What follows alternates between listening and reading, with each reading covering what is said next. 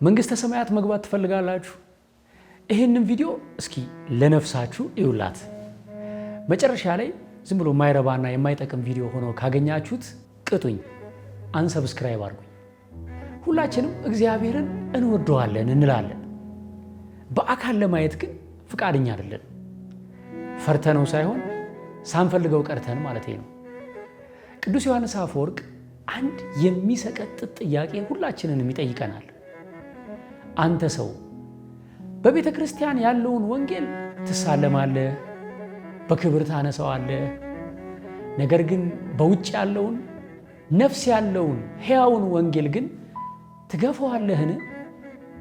ያኛው በብራና ላይ የተጻፈ ቃል ነው፣ ይሄኛው ግን ራሱ የክርስቶስ ሕያው ቤተ መቅደስ ነው። ወረቀቱን አክብረህ እንዴት ቤተ መቅደሱን ትንቃለህ ይለናል። ወንጌሉ የተገኘው በድሆች ቤት ነው፣ በተለይም በታሰሩ ሰዎች ቤት። ታስራችሁ ታውቃላችሁ? በነገራችን ላይ እውነተኛው እስር ቤት ቃሊቲ አይደለም። እኛም ወላጆች ከነሱ ጋር እኮ ታስረናል። አይምሯችን እስረኛ ነው። ዓለም ላይ ከባዱ ህመም ምን ይመስላችኋል? ጉበት፣ ሳምባ፣ ስኳር፣ ግፊት ወይስ ኩላሊት ፌል ሲያደርግ? እኔ ልጄን የምጥልበት ጫካ ውስጥ ነው ያጣሁት። አልቀብረው ነገር ነፍሱ ምጣፋበት ማለት ሞት ምን አለበት? ቀብረህም ተቀብረህም መኖር ጸጋ ነው። በልጅ አትፈታ። ሊቁ ቅዱስ ዮሐንስ አፈወርቅ ምን ይላል? ወዳጄ በቤተ ክርስቲያን ያለውን የድንጋይ መሠዊያ ታከብራለህ፣ ልብስ ታለብሰዋለህ፣ ወርቅ ትሸልመዋለህ። ነገር ግን በደጅ የወደቀውን ነፍስ ያለውን የእግዚአብሔርን መንፈስ ያረፈበትን የሥጋ መሠዊያ ግን ትንቃለህ። የድንጋዩ መሠዊያ የክርስቶስን አካል ይቀበላል። ይሄ በደጅ የተዘጋበት ሕመምተኛ ግን ራሱ የክርስቶስ አካል ነው። የድንጋዩን አክብረህ የክርስቶስን አካል በረሃብና በብቸኝነት ስትቀጣው አይሰቀጥጥህምን ይለናል። ስንት ዓመቷ? 7 አትናገሩም ነው በእጃት በለ በእጃት በለ አታወራም። እንቅስቃሴስ አታደርግም፣ አትራመድም። እንደዚህ እጁ አይጨብጥም። አባባን ማማን ትለያለች። አትለይ። ታማሚ ሰው አመመኝ ድረሱልኝ ብሎ ይጮሃል። እነዚህ ልጆች ግን በዝምታ ይሰቃያሉ። እናት እንደጠሰጠዘው ሆዱን እንደቆረጠው እንደራበው እንደጠማው እንኳን በመገመት እንጂ በፍጹም ልታውቅ አትችልም። እኔ ሞቴን ከሱ ጋር አድርግልኝ ነው ብለው በቃ አንደበቱ ራበኝ እኔ ፈልጋለሁ ብሎ የሆነ ጠማኝ የሚል ነገር ንግግር ከአንደበቱ ቦታ ምንም አይደለም፣ ግን እንደዚህ አይናገርም። ቅዱስ ዮሐንስ አፈወርቅም እንዲህ ይለናል፣ አንደበት ኖሮት ስለሚጮህ ለማኝ አትጨነቅ፣ እርሱ የራሱን ጠበቃ ነው። ነገር ግን እንደነዚህ ልጆች መናገር ስለማይችሉት ሰዎች ተጨነቅ። የእነርሱ ዝምታ እግዚአብሔር ጆሮ ላይ እንደ ነጎድጓድ ይጮሃል። ለምን እረዳቸዋለሁ አትበል፣ እነዚህ እኮ ወደ ሰማይ ቤት ገንዘብህን ይዘው የሚሄዱልህ የገነት መልእክተኞች ናቸው። እነሱ እዚህ ባይኖሩ ኖሮ ሀብትህን ወደ ዘላለም ቤት በምን ትቀይረው ነበር እያለ ይጠይቀናል። የትም ሲሄድ አዝያት ነው የሚለው። አሁን እኔ ምን ሆንኩኝ? በቃ ስለሚያዝላት ሁሌ ቁጭ ብዬ መሆነ ተሸከምኳን ነው የሚመስለኝ። ለምደሽው ማለት ነው። ሸክሙ የወገብ ብቻ አይደለም፣ የልብ ስብራትም ነው። ሰው ሌላ ህመም ሲታመም ቤተሰብ ሲሰባሰብ ጠያቂ ሲመጣ እንዴት ነው እግዚአብሔር ይማርህ ሲባል ጭንቀቱን ይካፈላል። በዚህ ጊዜ ግን 90% አባቶች ይሄ ያንቺ ዘር ነው የተረገምሽ ነሽ ብለው ትዳራቸውን አፍርሰው እናትን ይሸሿታል። ብቻዋን ትቀራለች። በማህበረሰቡ ምልክት እንዳለባት፣ የሆነ ነገር እንደጎደላት፣ ፈጣሪ እንደረገማት፣ በኃጢአቷ ምክንያት እየተቀጣች እንዳለች ሴት ትታያለች። አችልም በቃ ከሰው አትቀላቀልም። ለቅሶም ይሁን ማንም ነገር ቢመጣ ያው ቤት ውስጥ ነው ቁጭ የምትለው፣ ከማንም አትገናኝ። ብቻዬን እግዚአብሔር ለምን ሰጠኸኝ ወይም ውሰደኝ ወይም እሷ ገላግላት ብዬ እለዋለሁ። በጣም እማረጋለሁ። መስራት ብትፈልግም ልጁን የጥላው ለ5 ደቂቃ ጥላው መሄድ አትችልም። ትን ይለዋል፣ ይጥለዋል፣ ያንቀጠቅጠዋል። አብልታው ዘወር ካል ካስመልሶት ነው ታገኘው። ተገልዬ ነው የምኖረው ከማህበረሰቡ። ለምን ትከለዩ? ለቅሶ አልሄድም፣ የታመመ አልጠይቅም፣ ስለ ልጄ ብቻ ነው ማስበው። እነዚህ ልጆች በምን ጥፋታቸው ነው የሚረሱት? ምን አጠፉ? እንግዲህ ሊቁ የጥበብ ድምፅ ዮሐንስ አፈወርቅም እንዲህ ይለናል። አንተ ጤነኛ ልጅ ስላለህ ወይም አንተ በጤና ስለቆምክ ከነዚህ ሰዎች የተሻለ ጻድቅ ነኝ ብለህ እንዳታስብ። ጤናህ የምህረት ስጦታ እንጂ የሥራህ ውጤት አይደለም። ኢዮብ ጻድቅ ነበር፣ ግን በቁስል ተመታ። እስቲ ወደ እነዚህ ልጆች እንሂድ።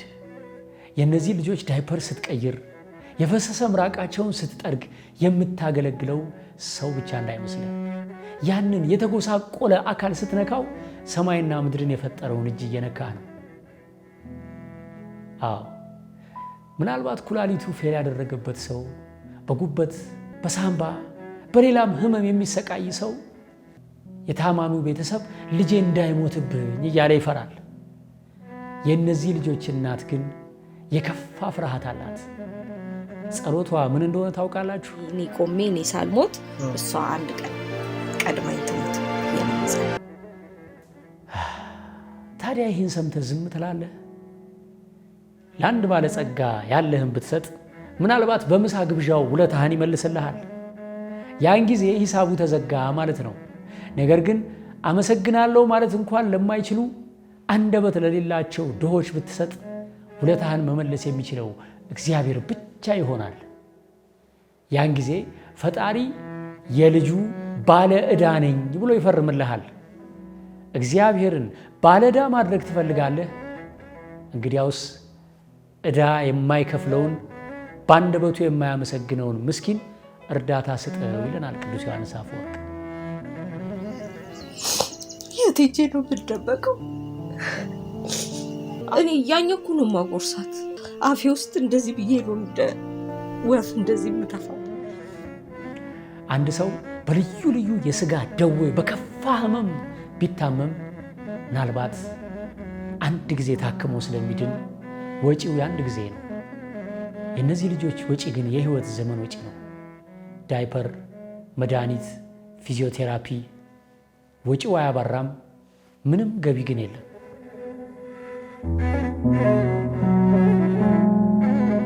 ጥበበኛው ድምፅ ሊቁ ቅዱስ ዮሐንስ አፈወርቅ ሙታንን ማስነሳት ተአምር ነው። ነገር ግን ከዚህ የሚበልጥ ተአምር ልንገርህ። የራስ ወዳድነትን አሸንፎ ውለታ ለማይመልስ ሰው እጅን መዘርጋት፣ ይህ የነፍስ ትንሣኤ ነው። በአንተ እርዳታ እነሱ ከሥጋ ደዌ ይፈወሱ ይሆናል። አንተ ግን ከጭካኔና ከትዕቢት ደዌ ትፈወሳለህ ይለናል። ማን ነው ከትዕቢት መዳን የሚፈልግ? ማን ነው ከጭካኝነት መላቀቅ የሚፈልግ? ማን ነው ሙት የማስነሳት ያህል የሚያስደንቀውን ተአምር ንፉግነቱን አሸንፎ በጎ ሰርቶ በእግዚአብሔር ፊት መክበር የሚፈልግ? ምርጫው የኛ ነው። ይህ እርዳታ አይደለም። ይህ ሰማያዊ ኢንቨስትመንት ነው። የሰዎችንም ባብሰን የእግዚአብሔርን ፊርማ መቀበል ከፈለግን በትክክል ለእግዚአብሔር ማበደር የምንችለው ለነዚህ ምስኪኖች ስናስብ ነው። አንድ እናት እማዬ ሳይላት እናቴ ራበኝ ምግብ ስጪ ቢለኝ ምን ያክል ደስተኛ ነበር። እንደዛን ቀን ተደስቼ ግን አላውቅም። እማዬ ነው ያለችኝ የመጀመሪያው ቀን እና በጣም ነው ደስ ያለኝ። አላዛርዬ ስሙን ያውቃል አይደል? አይ አላውቅም፣ ግን እኔ ስሞት ይሄን ልጅ ለማን ነው ጥዬ የምሄደው? ትልቁ ሸክም ነው። እግዚአብሔር ከሱ በፊት እንዲያደርገኝ አልፈልግም። እንግዲህ እነዚህ ሁሉ ያያችኋቸው እናቶችና ሕፃናት ላለፉት 5 ዓመታት በየቤታቸው እየሄድን ቪዲዮ ከሰራንላቸው 400 በላይ እናቶች ጥቂቶቹ ናቸው። አሁንም ግን እነዚህ እናቶች ቤት ብንሄድ ራሳቸው በጭንቀት ጭራሽ ከልጆቻቸው አልፎ እነሱ በተለያየ ህመም እየተጠቁ እጃቸው ያለውን ሳንቲም ጨርሰው አሁንም አንጋጠው ወደ እግዚአብሔር እየጮሁ እያለቀሱ እናገኛቸዋለን። ይሄ ችግር መቼ ነው ዘላቂ መፍትሄ የሚያገኘው? አሁን ጊዜው ደርሷል። እግዚአብሔር ፈቅዷል። በገጠሪቱ ኢትዮጵያ 70,000 ካሬ ሜትር መሬት ተቀብለናል። የፊዚዮቴራፒ ማዕከል ገንብተን ራሳቸውን እናቶቹን ልጆቻቸውን ፊዚዮቴራፒ መስራት ልናሰለጥናቸው ነው። ራሳቸውን እናቶቹን ወጥቶ ከማህበረሰቡ ጋር መገናኘት፣ ነግዶ ማትረፍ፣ አውርቶ መግባባት፣ ገንዘብ መያዝ፣ ኮሚኒኬሽን እና የኢንተርፕረነርሺፕ ወይም የቢዝነስ ስራ ፈጠራ ክህሎት ስልጠና ልንሰጣቸው ነው። ከዛስ የመነሻ ካፒታል ገንዘብ አግኝተው ስልጠናና ዕውቀት ይዘው ወደ ቤታቸው ከተመለሱ አንድ ሰው ቀጥረው ልጆቻቸውን እየተንከባከቡ ስራ እየሰሩ ልጆቻቸው የሚድኑላቸው የሕክምና እድል እንዲያገኙ፣ ሳይንስ አይድኑም ያላቸው ደግሞ በፊዚዮቴራፒ እንክብካቤ እየተደረገላቸው ቢያንስ የቤት ኪራይ በመጣ ቁጥር ከማልቀስ የሚበላ ሲያጡ 3-4 ቀን ጦም ከማደር ተሰውረው እየሰሩ ልጆቻቸው እንዲያሳድጉ እነሆ ለመጽደቅ ድጋፍ የሚሹ ልጆች ያሏቸውን እናቶች የሚንከባከብና ወደ ስራ የሚያስገባ የበጎ አድራጎት ድርጅት ከተቋቋመ ወራት ተቆጠሩ። የተሰጠን መሬት ገጠር ነው። ደሞ እዛ ሌላ ችግር አለ።